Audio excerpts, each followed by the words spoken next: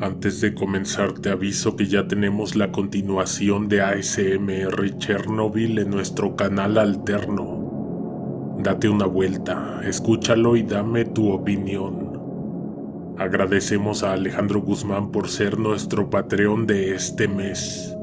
Hemos vuelto con el segundo capítulo de la serie de Cabañas en medio de la nada. Comencemos y que venga la oscuridad. Desde que descubrimos que en los límites de la ranchería había una cabaña, dejamos de jugar en las orillas del río. La cabaña era mucho más grande que nuestra casa, incluso más grande que cualquier otra casa que yo conociera. A partir de entonces no volvimos a jugar frente a la vista de los adultos. En aquel poblado parecía que nadie conocía lo que había más allá de los establos. Solo nosotros. La cabaña de las muñecas se convirtió en nuestro escondite, en nuestro cuarto de juegos. Aunque le pusimos la cabaña de las muñecas, al principio solo había una. No podría decir que era hermosa, porque a pesar de que había sido fabricada con gran detalle, para mí era espantosa. Su cabello parecía real, lucía brilloso, vivo. Ella tenía ropas confeccionadas finamente, un vestido rojo que bien le podría quedar a una niña de 2 años.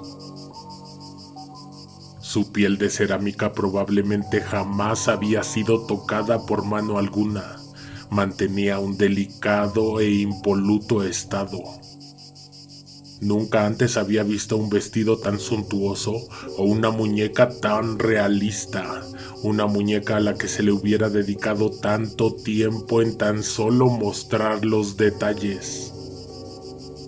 Las niñas en la ranchería jugaban con muñecas de trapo sin boca, sin dedos, con un par de botones cosidos en la cara a manera de ojos, muchas veces sin vestidos. Pensábamos que era una cabaña abandonada, porque siempre la encontrábamos abierta, sin ninguna tranca, cadena o candado. La primera vez que entramos, no nos quedamos mucho tiempo. La cabaña no tenía ventanas y la luz que dejaba entrar la puerta abierta no era suficiente para explorar con tranquilidad su interior. La segunda vez que entramos a la cabaña, colocamos una vela en cada esquina. Fue entonces que conocimos a la muñeca. Nunca nos atrevimos a tocarla. Lo más que nos acercamos a ella fue para colocarle un pedazo de trapo para que no nos estuviera vigilando, porque sus ojos hacían eso, mirar, juzgar, seguirte con la mirada. Un día después encontramos el pedazo de tela con que la habíamos cubierto, tirado en el piso, desgarrado. Las velas que habíamos llevado para alumbrar nuestros alrededores al interior de la cabaña no estaban tampoco. Mi mente de niño lo único que hizo fue simplemente pensar que la muñeca no quería que la dejaran cubierta. Jamás se me ocurrió que en esa cabaña vivía alguien y que esa persona no estaba presente a la hora en que nosotros íbamos a jugar. Pero es que ¿cómo iba a deducirlo si en la cabaña lo único que había era una mesa, una repisa y esa horrible muñeca? Cuando salíamos de casa con la intención de jugar en nuestro escondite en los límites de la ranchería, llevábamos velas escondidas entre las bolsas del pantalón. Después de aquella vez, siempre apagábamos las velas después de jugar y las llevábamos de vuelta a casa. Eran las velas del altar de la Virgen al que mi madre le rezaba por las noches. Un día de tantos, en la cabaña encontramos un reloj de arena, posado en la mesa. Lo examinamos, sabíamos qué era. Habíamos visto imágenes en un libro de texto. Sin embargo, jamás habíamos tenido uno en nuestras manos. Contamos 30 minutos en ese reloj de arena. Cada vuelta equivalía a media hora. Objetos aparecían y desaparecían de aquella cabaña. Un día estaban y al día siguiente habían sido reemplazados por otra cosa. De pronto había una escoba a la entrada o varas enterradas en el piso de tierra.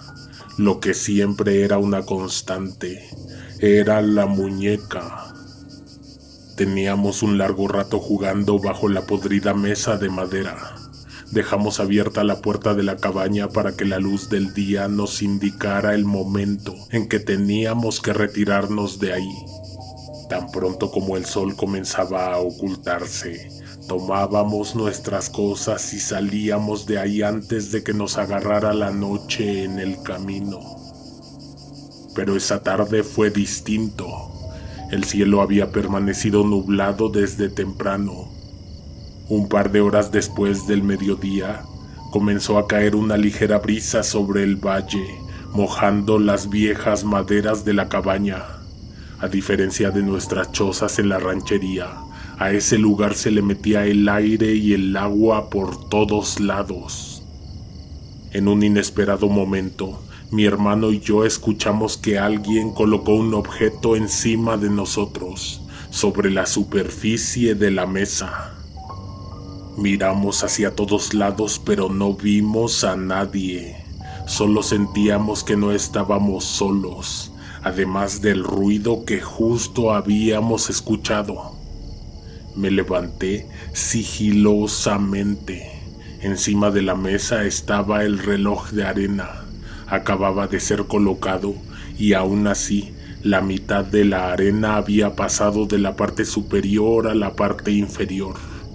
Mi hermano y yo nos quedamos asombrados mirando ese artefacto, viendo cómo pasaban los granos de arena por el tubo de cristal.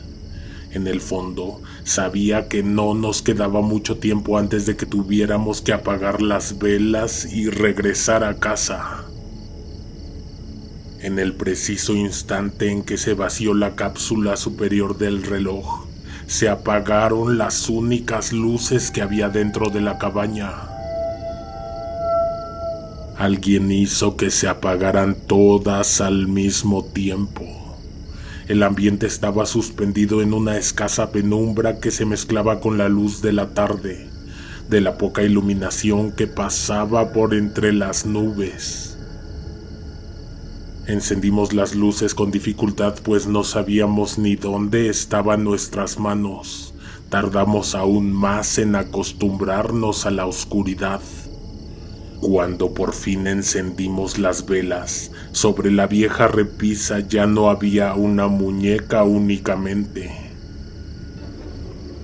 Al lado de la niña de ojos azules apareció una muñeca con un vestido blanco, bordado con letras rojas.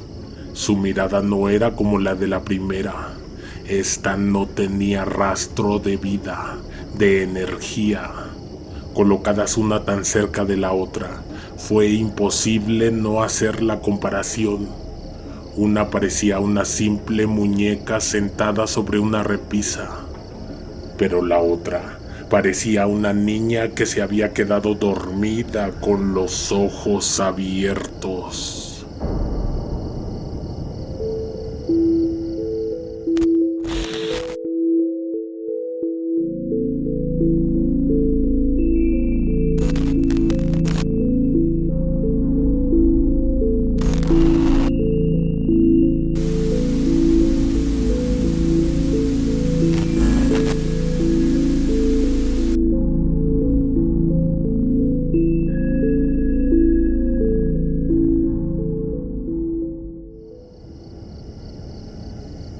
Mi madre trabajaba en la cocina de una hacienda, a una hora de la ranchería.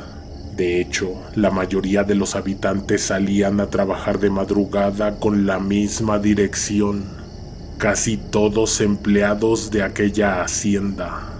A las 7 de la mañana ya sonaban las campanas a lo lejos. A esa hora ya todos se habían marchado. La mayor parte del tiempo estábamos mi hermano y yo, muy pequeños aún para ir a trabajar al mismo lugar. A veces mi madre se llevaba a mi hermano y yo me quedaba aún más solo. Cuando ese era el caso, me encerraba en la casa y ni siquiera salía a respirar el aire del campo. Mucho menos me acercaba a los límites de la ranchería. Recuerdo que una vez mi madre habló de las muñecas que tenía la hija del patrón. Habló de sus vestidos, de la suave textura de sus manos, de sus caras. Señaló el brillo que todas tenían en los ojos.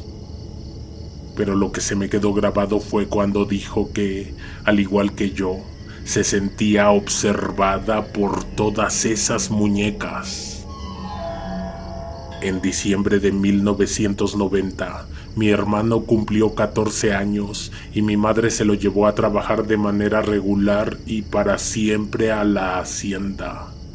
Yo me quedé en casa con pequeñas tareas, darle de comer a los animales, lavar la ropa y ponerla a secar, acarrear agua del río para llenar los tambos. Pasaron varias semanas en las que no regresé a la cabaña, solo, ni en sueños. Ese lugar, esa cabaña instalada en los límites, siempre descansaba bajo la sombra de los pesados árboles o cubierta por la oscuridad de la noche. El rayo del sol jamás le daba directamente. Es por eso que su puerta, sus paredes, la tierra y el ambiente suspendido en el interior siempre estaba húmedo. La cabaña algún día tuvo ventanas, pero cuando nosotros la encontramos, esos agujeros habían sido tapiados con más varas, con más tiras de madera. Una tarde se me ocurrió ir solo. Creo que mi padre me había regañado por la mañana y estaba desesperado por encontrar un momento de soledad. Esa vez me di cuenta de un extraño detalle. La cabaña no se veía desde lo lejos. Las ramas que descendían de los árboles, el color de las podridas maderas con que había sido construida, se perdía entre la vegetación. Por eso es que nadie más que nosotros la había visto.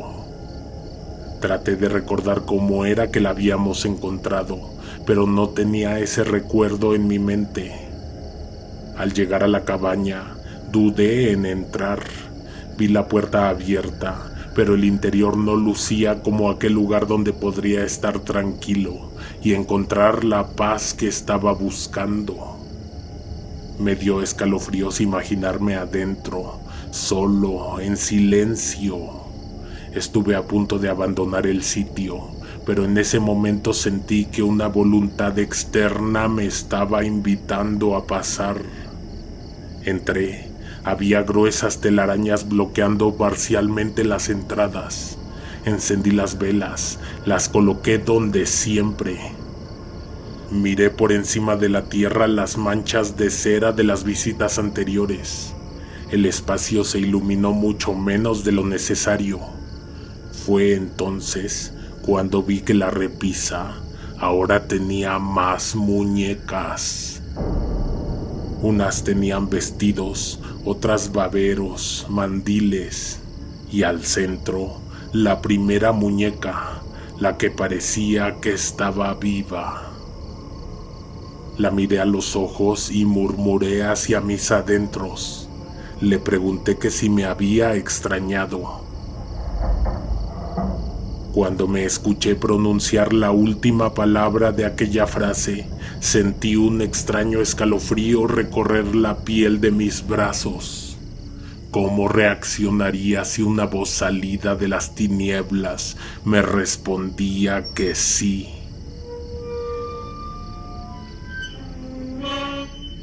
Esa fue la última vez que estuve en la cabaña. Meses después, una tormenta derribó el techo y la naturaleza encontró un pretexto para invadir el interior. Poco a poco se fundiría con la vegetación. Una noche me desperté asustado. Había soñado con aquella muñeca. En el sueño, Había estado contemplando por horas sus ojos azules. Me miraban, no me dejaban voltear la vista hacia otra dirección. Cuando desperté, aún tenía la sensación de que alguien, desde algún rincón de la casa, me estaba observando. Vi a mis padres tirados en el suelo, bien dormidos. En las esquinas de la única pieza de la casa había velas encendidas. Miré a mis alrededores. Efectivamente había un par de ojos observándome por detrás de la espalda. Era mi hermano.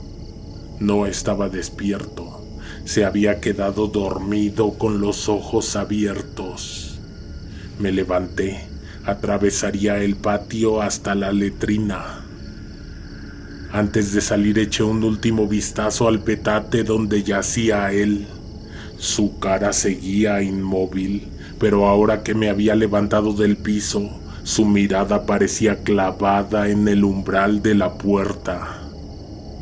Entre las tablas de madera que formaban la puerta y el suelo, había un largo mechón de cabello. Era lacio, largo y oscuro. En ese instante no pude pensar en otra cosa más que en la cola de un caballo. Di unos pasos hacia la única puerta de la casa y entonces el mechón de pelo se arrastró de adentro hacia afuera y desapareció de mi vista. Abrí la puerta de inmediato y no encontré más que silencio y tranquilidad en el oscuro valle. La nula claridad en el cielo me mostró que aún le quedaban varias horas a la madrugada. Caminé por lo largo del pasillo hasta la letrina. Dejé la puerta abierta para que la luz de la luna me mostrara dónde daba el siguiente paso. Estuve un par de minutos más, pensando en lo que había visto arrastrarse por debajo de la puerta. Entonces, del abismo que tenía ante mis pies salió una espantosa voz. Sí te extraño. Cuando volví a la casa, mi hermano ya se había dado la vuelta. Dormía, pero ahora miraba hacia otra dirección. Al cabo de unos meses ya no éramos los niños de antes, a los que les gustaba esconderse en aquella cabaña. Nos estábamos convirtiendo en jóvenes con otros intereses. Pronto tendría la edad para irme a trabajar a la hacienda. Una tarde, mis padres y mi hermano volvieron de trabajar. Los vi llegar desde lo lejos, a la misma hora que siempre. Desde esa distancia vi en los ojos de mi hermano un extraño resplandor. No me quitaba la mirada de encima. Se veía asustado, pero también ansioso por llegar. En su mirada pude ver que tenía la urgencia de decirme algo. Esperó hasta que estuvimos solos y entonces lo soltó. Ese mismo día se enteró de dónde habían salido las muñecas. Eran de la hija del patrón.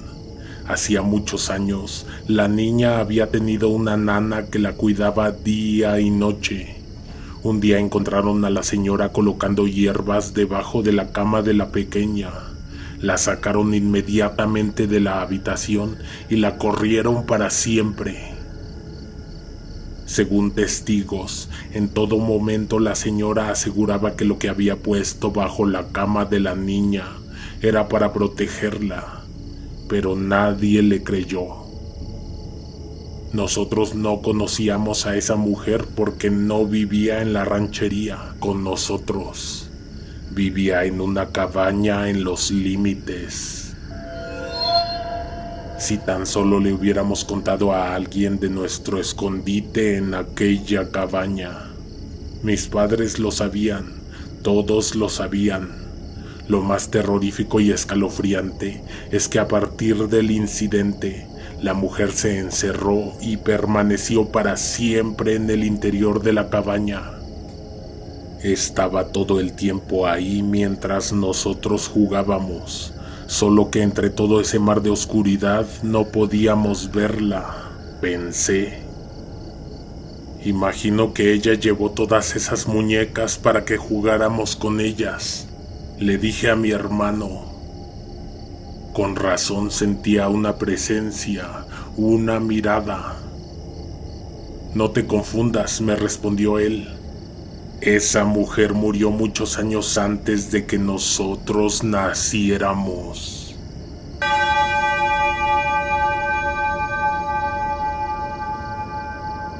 ¿Quién aquí ha escuchado todas las temporadas del canal? Mari Valdés tiene nuestro reconocimiento. Muchas felicidades a Estefanía Sánchez en su cumpleaños y muchas felicidades a José y Yokairi por su bebé, a Carlos Méndez y a Heréndira Valencia. Regresa pronto para escuchar el último capítulo de esta serie. Te reto a que toques la campana de las notificaciones para que no te pierdas los estrenos. En esta pantalla te dejo una sugerencia de videos pasados, así como lo más nuevo en el canal.